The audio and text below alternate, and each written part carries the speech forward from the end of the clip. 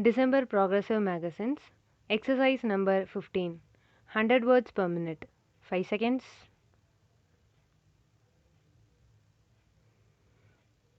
Comments. Sir, I am glad our finance minister is here. According to his, nothing is rising very much. After the budget, only marginally here and there, certain items have been affected. The items on which he has cut taxes in his budget are absolutely free from the price rise. Sir, I had a better opinion of Honorable Minister. I have known him for many years and he is a knowledgeable person. All I say is that the budget has a negative impact on the prices. That is to say, it is pushing up the prices irrespective of whether a particular item has registered a higher price or a lower price. The trend is one of growing inflation, escalating inflation.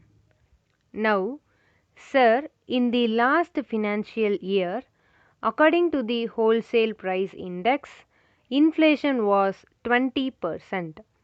It appears from whatever material we have collected from various sources, including his sources, that this year inflation is likely to be at the rate of 30%.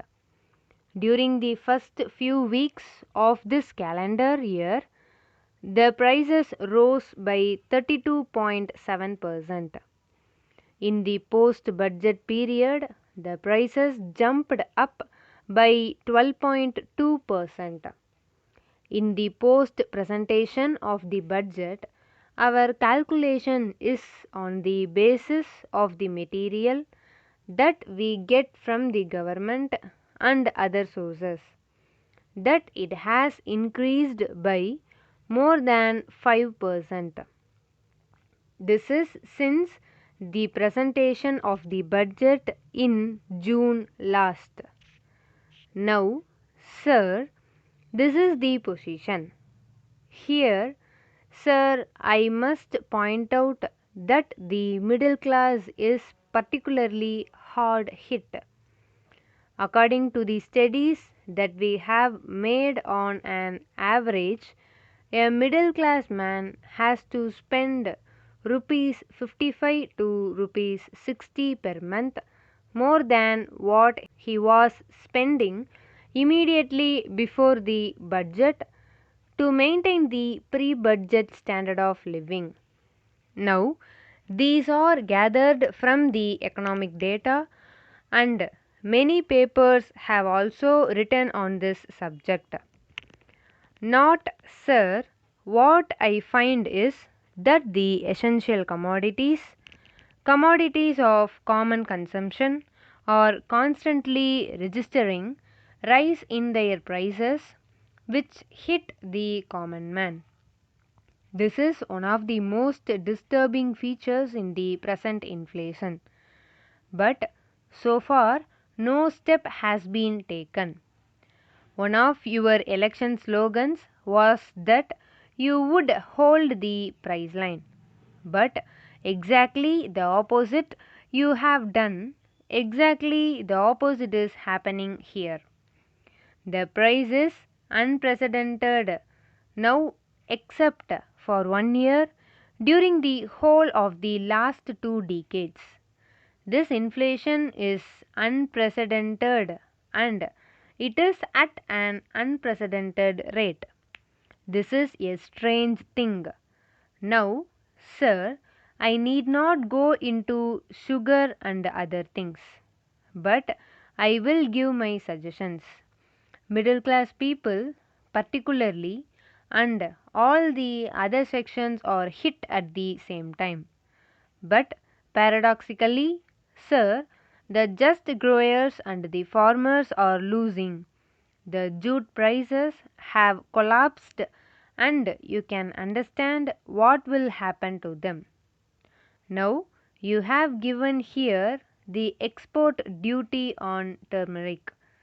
The prices have collapsed and you have put rupees 2 per kg or so as export duty or rupees 200 or so per quintal. That you should have avoided. What is now needed is that physical possession of the essential commodities should be there. How do you do that? It has been stated very clearly and earlier also. I repeat that without physical possession you cannot ensure supplies. Without physical possession, how can you ensure supplies? And that can be done by two ways. First, by nationalizing certain essential commodities. Why textiles should not be nationalized?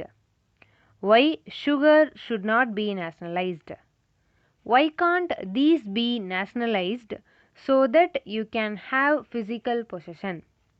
Sir, the standard cloth production has gone down and the superfine and finer varieties of cloth have been produced to make super profits by the big mill owners. This is number 1. Then, secondly, commander all the stocks from such industries in order to distribute them. These are the essential things. Sugar and textiles should be nationalized. Nationalization should take place, but they will not do that.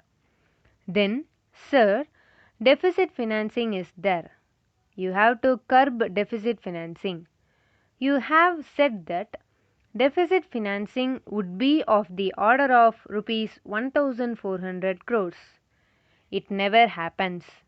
I think deficit financing will be well over rupees 2500 crores. Then, distribution through fair price shops. It is a myth now.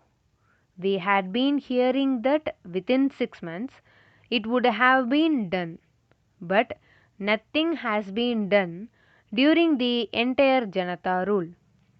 Today, vigorous efforts should be made to improve the distribution system that has become a myth. The number needed is more in the villages and in the towns. Popular committees should be attached to the distribution centers or shops. That is very, very important. Money supply should be checked. These are the causes which have given rise to price rise. Distribution expenditure by the government must be cut. I gave you one example. I can give you many examples also. December Progressive Magazines, exercise number 16, 100 words per minute, 5 seconds.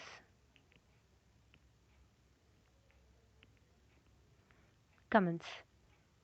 Sir, I was mentioning yesterday that the great expectation with which the budget had been presented have been belied so soon that one need not go into the question how far even the ruling party members would be able to claim justification for the statement that prices have been checked. My friend yesterday was talking here about the period of instability and indiscipline which had passed just before the present government took over. Indiscipline, instability, infighting, we are aware of these facts to the extent they plagued our party when we were in power. But, sir, I am afraid my friend had not seen the morning papers of yesterday. Otherwise, he would have been aware of the exhibition of unity that was being given by his party men at various places. In Chandigarh itself, there was a report of a regular fight having taken place between the members of his party, between supporters of the chief ministers of Haryana and the former defense minister, and they used fisticuffs and sticks. Even stones were with the members of his party, which the ruling party is claiming, or maybe it was part of the new economic program, which they are always talking about. Sir, about stability, we have a picture of stability in the various states, and I do not want to ask my friend if he had spoken to the Chief Minister of Andhra Pradesh or Maharashtra or Haryana or any other state to find out how far he was happy with the situation he was supposed to be presiding over. It is for anyone to see that for more than several months the administration in Andhra Pradesh is at a standstill. We do not know how many ministers are in the dissidents group and how many with the chief minister. This thing goes on. Right from the start, Honorable Member has been facing difficult weather in Maharashtra, although there have been explanations to prove and establish that there is no trouble. But people know more than to believe in this. With all this, the party deserves our good wishes, and the finance minister our best hope in the difficult task that he has set himself to. It is not only a question of giving him lip sympathy or being apologetic for any word of criticism that our friends from this side may make. It is a difficult situation which has to be better managed. We were told that coal management has been improved during the last several weeks. Only yesterday there were reports that the South Central Railway has cancelled 21 trains because of shortage of coal. There are reports of mismanagement in the Food Corporation of India. There was a report in the Times of India that rupees 10 lakhs appears to have been lost because of dal having been purchased at exorbitant price in Madhya Pradesh. All these are going on. Honorable Member said that if the present government and party cannot deliver the goods, no other government and party can deliver. And therefore, he lent all his support to the financial bill. There have been talk of a lot of problems being prevalent in the country after a period of 50 years. I only want to remind him that many of the problems that plague us today have their roots in the past. I was going through a magazine published by Indian Oil which carried an article on energy crisis. It is said that this crisis has developed over a number of years, and the reference it gives was that when the development process began to declarate in the mid 60s, development of energy sector was neglected far more than all other sectors. Starvation of adequate investment was not the only thing, but this was the worst part of it. The pattern of development of energy resources and their utilization have suffered gave distortions because, according to that article, there was a switch to refinance on growing import of oil in discard of all expert advice and caution, and this led to the neglect of hydro sources. In coal, two investment and production were allowed to stagnate for nearly 2 decades. Even after 1973 oil crisis, it is observed that attempts to regulate consumption and import of oil and emphasis on indigenous alternative sources were given up. There was a decision to step up extraction of oil from discovered sources in disregard of technical experts and planning commission which favored conserving our modest resources for future. These things started when the present prime minister was in power, and the result is what we face today in the form of energy crisis. The blame for this crisis cannot be placed totally on the OPEC and oil exporting countries.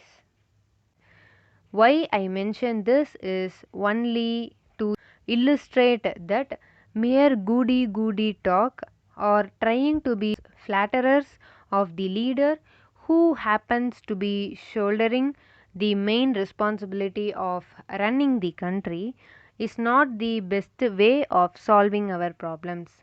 This will not be in any way solve our basic problems.